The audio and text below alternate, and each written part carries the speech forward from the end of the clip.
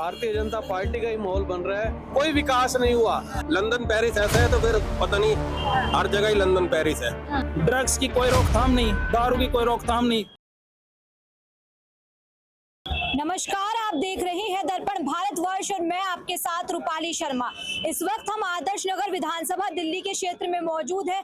यहां पर जनता से बात करेंगे। पहले आपको ये बता देते हैं कि दिल्ली विधानसभा इलेक्शंस को लेकर बड़ा अपडेट आज ये है कि बीजेपी अपना तीसरा जो है संकल्प पत्र आज जारी करने वाली है। इससे पहले 2 संकल्प पत्र जारी किए गए हैं, जिसमें महिलाओं को लेकर, छात्रों को लेकर तमाम योजनाएं और तमाम वादे किए गए हैं। यहाँ पर जो जनता है आदर्श नगर की, वो क्या देख रही है, अपना भविष्य किस पार्टी को वो चाह रही है, आइए जानते हैं। क्या लग रहा है, ये जो आदर्श नगर है यहाँ पर किसका माहौल बनता दिख रहा है इस बार?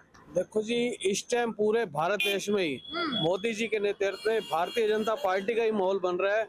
आपने पीछे कई स्टेटों में, महाराष्ट्र हो, MP हो, हरियाणा हो, चारों तरफ कमल का फूल खिल रहा है। तो इस बार दिल्ली में भी कमल का फूल खिलने जा रहा है, ये हमें आशा है। नहीं, जो दूसरे स्टेट्स हैं वहाँ तो बीजेपी आती भी रही है, लेकिन यहाँ तो 27 साल से नहीं आई, तो ये कैसे सूखा खत्म होगा इतने साल बाद? देखो जी, जब पूरा देश घोटालों से, पिछले 70 वर्षों में कांग्रेस टाइम में घोटाले चलते आ रहे थे, कहीं ना कहीं देश घोटाले से भूल चुका था भाजपा के नेतृत्व में। आज दिल्ली के अंदर शराब घोटाला सबसे फेमस है। आप देख रहे हो पूरे प्रदेश में शराब घोटाले के अंदर इनके मंत्री केजरीवाल भी खुद भ्रष्टाचार के आरोप में अंदर से अब जमानत पर बाहर आए हुए हैं। तो इस टाइम दिल्ली सब देख रही है, कहीं ना कहीं अब इनसे मन इनका टूट गया है, तो कहीं ना कहीं कमल के फूल को देख रहे हैं। और आप जिस विधानसभा की बात कर रहे हैं, हम भी इस विधानसभा को देख रहे हैं। जहांगीरपुरी में झुग्गी झोपड़ी का एरिया है, 10 सालों में कोई विकास नहीं हुआ, सारा बंजर, ना कोई पानी की निकासी। आज दिल्ली के अंदर यमुना जी का हालात देख लो, 10 सालों में यमुना जी के ऊपर कोई कार्य नहीं हुआ। तो कहीं ना कहीं केजरीवाल से लोगों का मन भर चुका है। अब केजरीवाल को घर बिठाने की तैयारी कर रही है दिल्ली में। तो यहाँ पर क्या लग रहा है, यहाँ पर कौन विकास कर सकता है, यहाँ पर जो प्रत्याशी है कौन है? देखो जी, यहाँ से भारतीय जनता पार्टी के प्रत्याशी श्री राजकुमार भाटिया जी हैं, जो जन जन से जुड़े हुए हैं।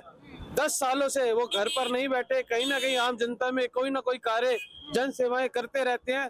तो हमें आशा है यहाँ से राजकुमार भाटिया जी इस बार विजय प्राप्त करेंगे 5 तारीख को कमल के फूल पर। अच्छा, अभी आपने जिस तरीके से शराब घोटाले की बात की कि आम आदमी पार्टी घोटाले में लिप्त है, अभी जो है आम आदमी पार्टी यानी अरविंद केजरीवाल की ओर से बयान आया है कि जो बीजेपी है वो गंदी पार्टी है, झूठे आरोप मुझ पे लगा रही है शराब घोटाले के और गाली देती है।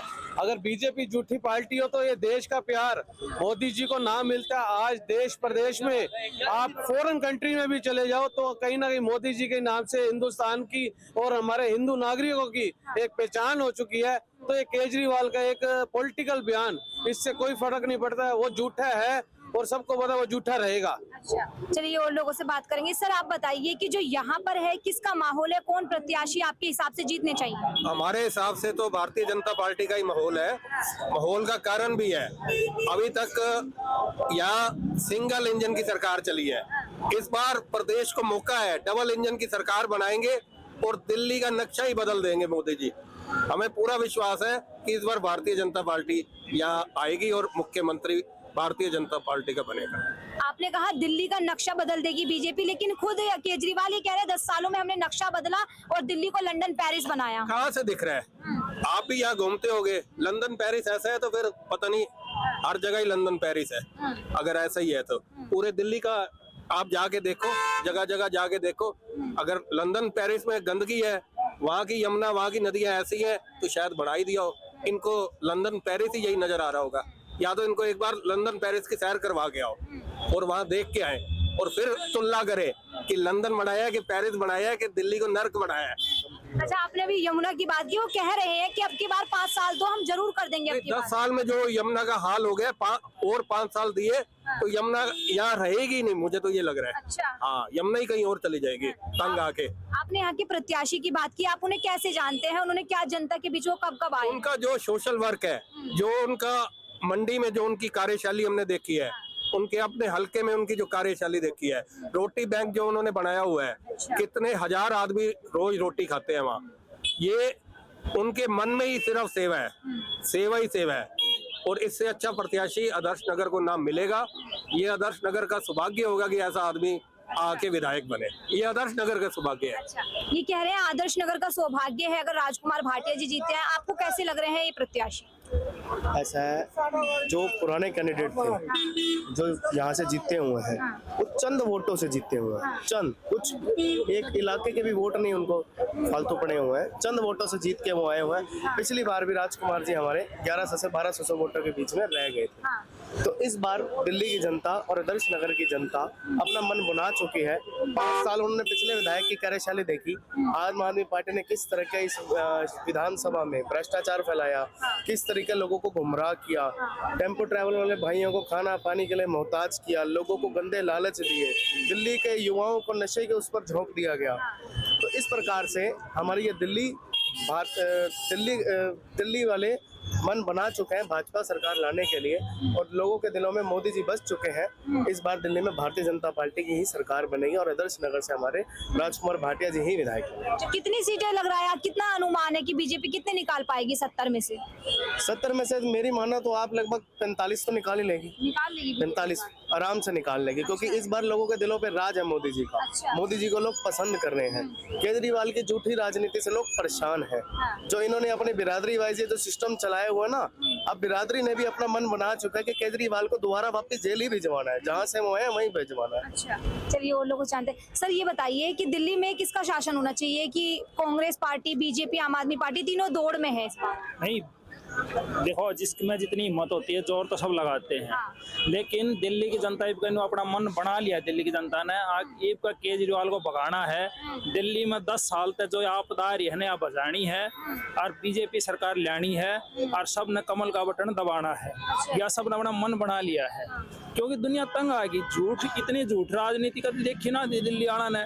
पर मैंने कहा मैं कुर्सी पर नहीं बैठूंगा, कुर्सी मुख्यमंत्री की छोड़ने तैयार नहीं। न्यू कहा करता मैं गाड़ी नहीं लूंगा, मैं घर नहीं बना, शीश महल बना लिया। ये लोग गाड़ी का कमाई तय और उसने शीश महल बना लिया। लोग आता एक पौआ गए, एक पौआ फ्री प्या गए, लोग घर उजाड़ दिए। कोई नैतिकता बची? कुछ नहीं बची। अरे देख लो किसी मुख्यमंत्री का मतलब 55 करोड़ में घर सुना है। मतलब आदमी अपना घर बनाने लगे 10, 20, 50 लाख 1 करोड़ में बना ले। 55 करोड़ में मतलब सोच के देखो, 55 करोड़ अगर जनता तक पैसा जाता तो कितना विकास होता, या जनता तक अगर कोई सुविधा मिलती, कोई फैसिलिटी मिलती तो क्या कुछ नहीं हो सकता था। और उसने अपने घर में लगा लिया।